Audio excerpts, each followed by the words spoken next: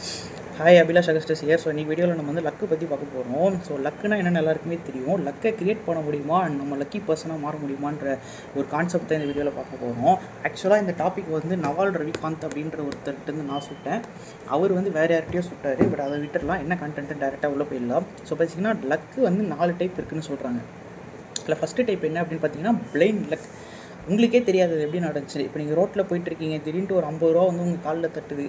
இல்லைனா ஒரு lottery ticket வாங்குறீங்க, அந்த லாட்ரி அடிச்சிருச்சு. இதெல்லாம் பிளைண்ட் லக், உங்கள் கண்ட்ரோல்லே கிடையாது, சும்மா அது உங்களுக்கு நடக்குது. அந்த மாதிரி இருக்குதா பிளைண்ட் லக்.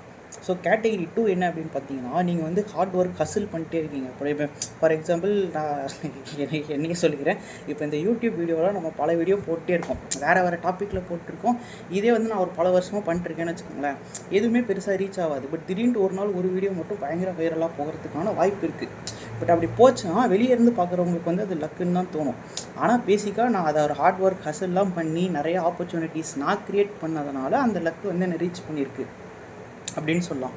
இது second type of luck. Third type of luck என்ன அப்படின்னு பார்த்தீங்கன்னா, நீங்கள் ஒரு டொமைனில் பயங்கரமான ஒரு எக்ஸ்பீரியன்ஸு இல்லை ஒரு இன்ட்யூஷன் நீங்கள் க்ரியேட் பண்ணிவிட்டு ஒரு ஸ்கில் நீங்கள் பில்ட் பண்ணிட்டீங்க. ஃபார் எக்ஸாம்பிள் இப்போ வாரன் பஃபெட் எடுத்துக்கோங்களேன். One time he was the richest person in the world. அவர் வந்து ஸ்டாக் மார்க்கெட்டில் பல வருஷம் இருந்து நிறையா ஸ்டடி பண்ணி அவர் யூனிக்காக ஒரு மைண்ட் செட்டை வந்து ஒரு ஸ்கில், ஒரு இன்ட்யூஷன் பில்ட் பண்ணிட்டார். இப்போ அந்த ஸ்கில் வந்து மற்றவங்களுக்கு யாருக்கும் புரியாது. அதுக்கு ஒரு ஃபார்முலாலாம் கொடுத்து எழுதி மற்றவங்களுக்கு புரிய வைக்க முடியாது. But because he build that, அவருக்கு தெரியும் மார்க்கெட் எப்படி மூவ் ஆகும், எங்கே எதை போட்டால் காசு வரும் அப்படின்றதுனால he become the richest person. நீங்கள் லக்குன்னு சொல்லலாம், but there is some intuition or skill behind it.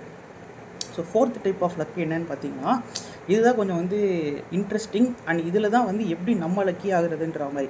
இப்போது நீங்கள் வேர்ல்டில் யாருக்குமே இல்லாத ஒரு ஸ்கில்லை நீங்கள் பில்ட் பண்ணிட்டீங்க.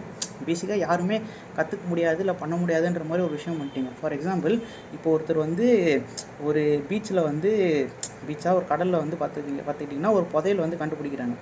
அந்த புதையல் வந்து ஒரு 12,000 அடி ஆழத்தில் இருக்குது.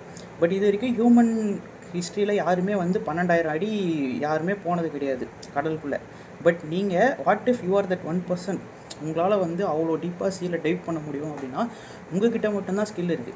பேசிக்காக அந்த புதையலை கண்டுபிடிச்சவன் ஏதாவது ரேடார் வச்சு கண்டுபிடிச்சான்னா அவனுக்கு அது luck.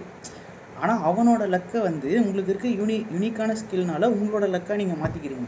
So this is the fourth type of luck. So நீங்கள் எப்போயாச்சும் அன்லக்கி அப்படின்னு ஃபீல் பண்ணியிருந்தீங்கன்னா இதில் ஏதாவது ஒன்று நீங்கள் பண்ண முடியுமா, இல்லை எனி கேட்டகரியில் வர முடியுமா அப்படின்னு ட்ரை பண்ணி பாருங்கள். That's it for this video. Take care. Bye.